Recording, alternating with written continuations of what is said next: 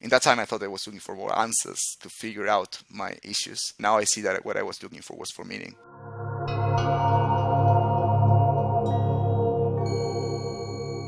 I was born in Uruguay, South America. Typical middle class family there. I would say I had a nice childhood with my family and big family. Pretty normal standard altogether, but somehow always felt a bit out of place. In that, I kind of like hide this feeling of out of placeness, being an overachiever in several aspects, especially aspects I could feel comfortable academically, later on, job-wise, career. I felt also from a really young age that I had to somehow get away from there. Nothing terrible, just that feeling. That time I kind of collected it to curiosity. So I did that. I finished my studies, my university in Uruguay. I had a decent, steady job, and I was kind of following on my path life of my country. And then I just decided to leave. I moved to Germany, to Berlin, where I lived for 7 years. I started my, let's say, adult life there. I had this kind of idea, which I think is a bit kind of common in the South. My lack of whatever was missing could be filled somehow going to the richer and more full of opportunities north. That's what I did, and that's what I tried to do. Luckily and unluckily, I was kind of successful with it. I never had like high hopes. I didn't want to become a CEO or anything, but it was enough for me to live in a cool city, international, speak different languages, meet people from around the world, have opportunities traveling. I kind of achieved that, and I realized that I was still lacking and I was still missing. And I went into, some years ago, I went to really interesting and not healthy, over-exhausting, overdoing, over-partying, over-traveling, overworking, which left me temporary okay, but also I realized with time that I was getting drained and something was just not good. I was playing with the idea of psychedelics since I was young, especially I don't know why ayahuasca came a lot to me, even when I was in Uruguay, before even I tried any other substance, which then when I moved to Berlin, which is a city which is pretty tolerant with this, I had my experience, but I never got back to psychedelics. The moment I started feeling that something was really like, I was somehow depressed and pretty anxious about things, and I realized that I was not getting better. I come from a family pretty secular, also somehow therapy was never kind of like a real option, but I always been pretty curious and a big reader. So what I did is started like reading. I read first philosophy and then psychology, and from that on I landed in this scene called biohacking a little bit temporary. There were some interesting things, a lot of pretty interesting things on the other side, but in that there was a time, it was 2016 17, it was this like limitless time, and there were a lot of talking about in that time Adderall and all this stuff. I started reading about that and kind of fantasizing about the idea of trying it, and then in one of those there was also mentioning about LSD and psychedelics. I had my first LSD experience, which was pretty nice and pretty good, and I kind of managed to get into a really interesting psychological position where I saw a lot of my narratives. It was in a really like recreational kind of with friends in nature. But then ayahuasca kept coming, and I was reading it, and I was going around, and then I was playing with the idea for several months, with the idea of kind of like, if this is LSD, then ayahuasca is going to be this on steroids. I'm going to, figure everything out, and I'm going to be finally happy. I wouldn't say in that time I was doing it in a meaningful way. I was just trying out of curiosity and trying to find a solution, and everything changed. But that's how I got to the idea to ayahuasca. I found this website, some people in Denmark doing it. I was living in Berlin back at the time. I was playing with the tab open in my browser for many months until one day I just decided to call, had a nice conversation, felt safe with the answers, and I said, okay, I'm gonna go, and I did it. Back at the time, I thought I was just looking for answers. I was really into my mind. I was kind of loosely grown as a Catholic. Later in my life, I lost touch with religion. Later on, couple of years, 1 year before I started in this process, I completely became an atheist, materialist. I had this experience where I was really like not, I think, okay, this is nothing, it's just all in our minds. That became pretty fast a pretty nihilist and dark road where I was empty. I was looking for something. In that time, I thought I was looking for more answers to figure out my issues. But now I see that what I was looking for was for meaning. I got to that retreat just out of curiosity and trying to figure out some psychological loops I was seeing in myself, and I got way more. I was, as I said before, I was an atheist in that time. I was really not spiritual at all, pretty materialist, like this is what it is, then you die. So I walk into ceremony pretty confident. I was really not nervous. I was really excited about it. I took the medicine. I think not even half an hour later, I was in full process, which was, I guess, until now, and I've been working with the plants from some years, the most visual and the most intense tree process I ever had. So I started feeling it and feeling myself. I was back in my body. I was back there, but somehow also I was feeling from the first moment that it was different from other substances I tried. I was hosting someone in me who was trying to get in, and I just welcome her. I said that it's funny because ayahuasca for me the first time was really like showing me everything that somehow you read in books that should happen on the first ceremony, and the next 10 it was all about purging. So it was kind of like, yeah, here it is, come, and then we're gonna make you purge. But this was like that. I was just there with my eyes open. In one moment I just saw a river open in front of me, and I realized that was the Nile, and I realized that I saw the fishes and the people fishing, and I just started like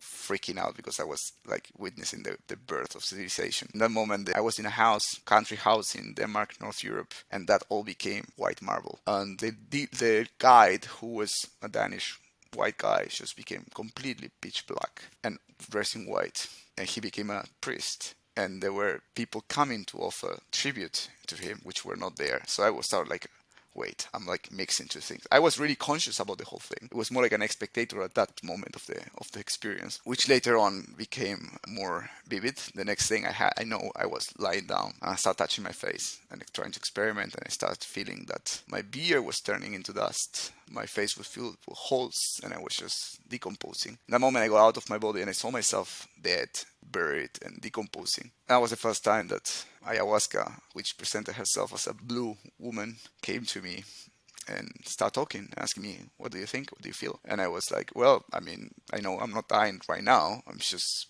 seeing something that's going to happen. Say, yeah, but you only have one life, and in this life you have something to do. You need to take care of that. And immediately I got flashes of me over partying, over doing things. I realized how unhealthy my lifestyle was and how I should first of all take care of my health if I wanted to do something. So that was the first thing. Immediately I came up with it. I just stand up, and when I stand up I just became a jaguar. In that time I was really like curious because I was like, wow, this is all happening in my mind. Day after I realized that everyone was like, actually I was somehow in the middle of the room like roaring and trying to bite things. So I became a jaguar and I was in the jungle, and it was just the most beautiful experience. It was the first time I was not seeing it. I was part of the experience in a way. So I was running as a jaguar, I was hunting, I was just in the jungle. That lasted for some time, and I was okay, this is already like 2 days. When is this gonna thing gonna wear off? And in that time I remember I asked someone and they say like, yeah, well, it's just easy. It's just been like 1 hour and a half. And I was like, okay, interesting. From that on, I just relaxed. And when I relaxed, I mean, of course, there was some middle time between all these things. But when I relaxed in one moment, just this big tree came in front of me. And I realized that that tree was connected with me through energy. Everything was connected through me, like the birds, the stones, the grass, and everything was connected back to the tree. And I realized that tree was God to me. That tree was the source. And I was, in that time, someone who didn't think this was even remotely possible. In that moment, ayahuasca came back to me, and she asked me how did I feel about that? And I was just feeling like, yeah, I am such a small, insignificant part of everything. And she was like, yeah, but you have also your thing to do, and it's in this life. After that, I had also a long night of things, pretty heavy visions. I asked someone to take me to the toilet because I couldn't walk well. And this person just became this like old, like Gandalf kind of figure, like big beard, and just smiling at me. And I realized that I knew him. He has been with me my whole life. He was really incredible and special in a way for me. But also it was a lot that I just couldn't even start. I mean, in that time, right, couldn't even start making sense. And that was what me in the time. I was always trying to make sense of things. So it was through the thing. Of course, there was some purge. It was really long, really intense. I didn't need any more ayahuasca. I remember one time I was hearing the guy telling me, breathe, Andres, breathe. And I was like, interesting, because like I only hear this when he tells me telekinesis. And then the day after I realized that he was only telling to me because I was like all over the place. It became a little bit annoying for the people around me, but I came out of it and I was like, okay, this is this has been something that not even the most amazing experience in my life. Even after, I was like, this just didn't happen. This just couldn't have happened. How did I? How? So it was a really tough landing from it, especially after the second ceremony, also where I was purging the whole time, and it was pretty painful and horrible. The biggest learning was that this is there. That was life transforming for me. That there is such a, call it whatever you want, subconscious, other worlds, God, the source, but that's there. That for me was real. And I was like saying to later, it's really hard to keep being an atheist when you have talk with God. I don't believe myself special or anything. It was just like, it's there in all of us. All of us. It was for me crazy to see that was there. There were many other, as I said, like more straightforward, and I think again ayahuasca was really carrying on that to really put in me a lot of information at once about my lifestyles, about my purpose. There was something I didn't know at that time. What was it? I'm still figuring out right now, but I knew there was, and that changed everything, because from that time on, my life, then I learned all what's about integration and how hard it was. Like the weeks after were terrible, were really hard for me to learn back, to put everything into my framework of reality, which was clearly not working anymore. Had a pretty intense freak out even a couple of times the week after. But with time, integration, help from many people, I managed to make transformative changes, or better say, I planted transformative seeds that then after all, with years and work, and a lot of different kind of work, brought me to where I am now, which is a way more healthier, full of purpose, and meaningful life, freer also.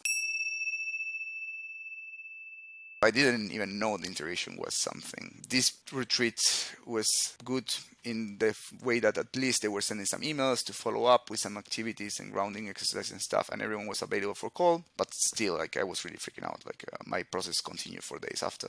Life sent me a therapist, was in that time needed.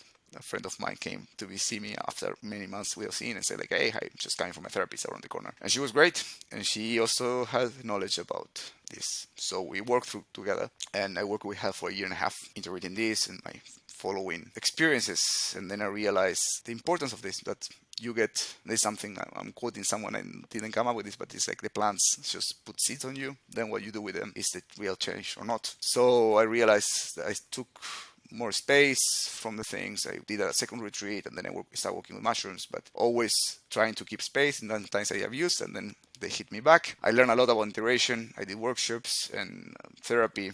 I realized that was the little thing I had to do. That was my little part to help people find help, and to help myself finding help, because I was like, it's so easy somehow in Europe to find retreat centers, but then to find a therapist or a coach or someone who wants to talk with you about this and have sessions with you, that's a different story. The overall impact that psychedelics have had in my life has been huge. My life has changed. Awareness is one, consciousness about it. One thing I definitely feel myself with all my work with psychedelics and through the shamanic path in a way, I'm freer from my own narratives. I'm freer from my own stuff. That makes me just a better person. Someone who is more humble, someone who knows how many stuff I have on me, and that's fine, and we all do. So also more compassionate against myself. I do dearly recommend and believe that integration and the psychedelic experience begin with the preparation. And there are many ways for many different people. I don't think there is one workbook. And a good thing of this world also is that we are seeing that we don't have to have a golden rule for everyone. But going into this experience with a lot of preparation, which can be information, can be grounding, can be intention setting, also going through someone who can tell you maybe it's not a good idea to go there. It's vital, because these medicines are life transforming. And these medicines are super powerful, but not doing it in the right moment and without respect, they can be also pretty challenging, and they can be also putting you in a worse space than you were before. So preparing and taking the time overall, the time to go through it. You can do it on your own. You can look for resources. I have a website for that, but it's not even that. Like, people are just need to take time to consider this and be aware that we as society, we have this kind of superhero complex. I can't do it. It's fine. Maybe it is. Maybe it's not. And it's okay. If it's not, but you prepare well and you have contention waiting for you also at home after the retreat. The challenging experience are the most beautiful ones in the long term, the ones that can transform really your life. But if you didn't take the time to prepare yourself before and to somehow have a support net when you come back, it can be pretty bad, and it can even put you in a worse place than you were before.